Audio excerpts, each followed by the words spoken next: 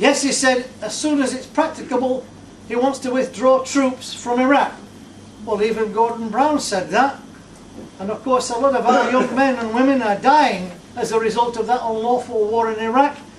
But equally important, nearly 750,000 Iraqi people, innocent people, have died as a result of that terrible unlawful war. And the sooner we get out, the better.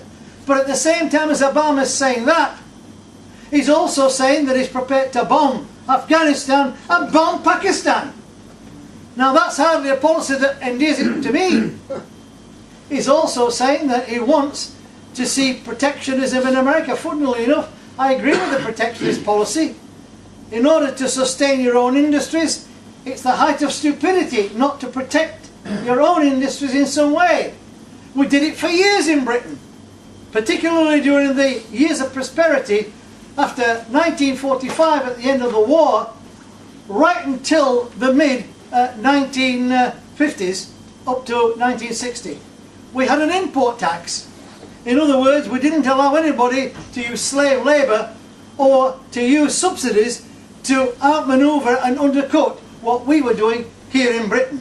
So there is an argument for that. But at the same time, look at some of his other issues that he's supporting, which are not certainly socialist by any stretch of the imagination. He's, for example, in favour of capital punishment. He was against guns, he's now for them. He was willing to sit down and talk about the Arab question.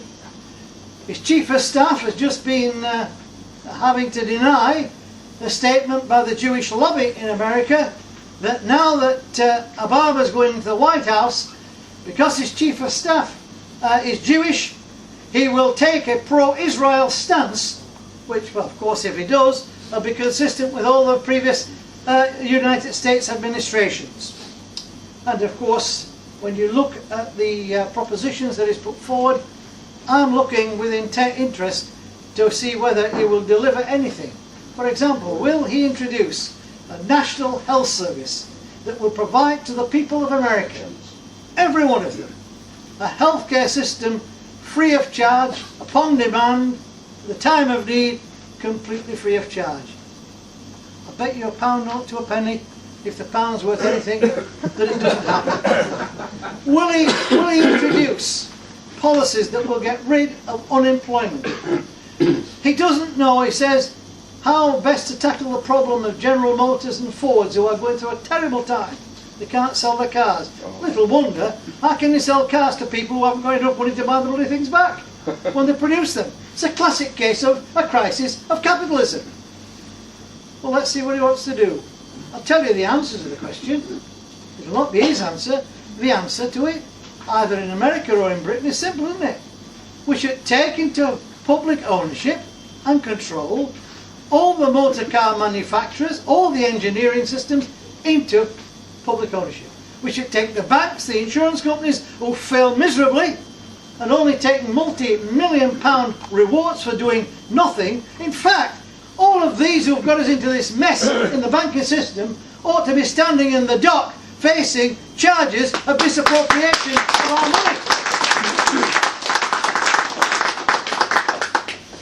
I said that these were going to be a few remarks welcoming people to the Congress this morning. But then, I do go on a bit. But it's interesting, the International Monetary Fund. Now, the International Monetary Fund was the creation of the capitalist system. And those people who are now arguing that Keynesian economics ought to be introduced seem to have forgotten that Keynesian economics have never supported the intervention of the state. They've never supported a nationalisation. And in fact, when the things that were put into operation in the 1945-1951 Labour government, they certainly were not introduced on the basis of Keynes. They were introduced on the basis of a government which was pressurised by a people fed up at the end of the Second World War with being used as cannon fodder and being used as people who were no longer anything other than numbers who made up the unemployed. The IMF was created in order to infiltrate and to supply money to countries and buy them away from any path that took them on a progressive path towards liberalism, let alone socialism.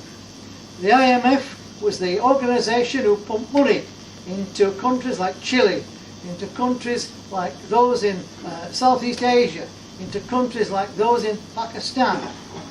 In other words, all of these countries who needed our help were being given money from the IMF, subject, of course, to conditions. And those conditions were that they must not have any policies that even resemble socialism.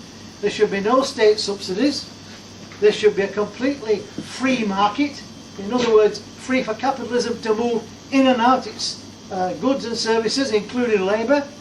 And they had to conform to all the conditions laid down by the powerful, rich IMF. I have to tell you this morning, the IMF is bankrupt. And they're now considering whether to approach the Chinese to see if they can borrow some money in order to prop it up. You know, why is this what a situation, isn't it? Well, here we are, we're in the Socialist Labour Party. And you know, it's rather remarkable that in the Socialist Labour Party, which we re-established in 1996, and as I said earlier, it was first established by the legendary James Connolly in 1902. We've got an opportunity to do a number of things. But we also should recognise what's happened to us. First of all, we should accept and recognise that we have not achieved everything that we should have achieved. We've underperformed, and anybody that says we haven't isn't looking closely at the problems. But that's no different from most other political parties anyway. But there is one fundamental difference. Despite the fact that a large number of people die each year, and despite the fact that there's always a drift in and out of political parties, our core has remained of about the same size as it was when the party was refounded in 1996. And today, as I speak, we have a membership in terms of individual members and affiliated members of around 6,000, which we had in 1996.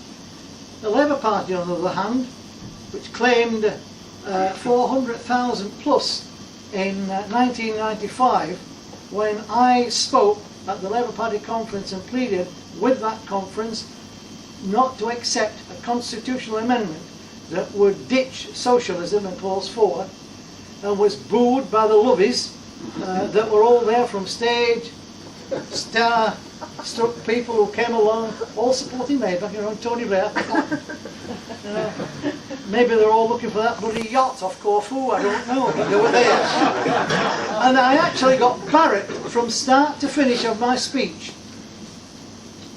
That membership has reduced from 403,000 down to just about 200,000 in the period that Labour's been in office.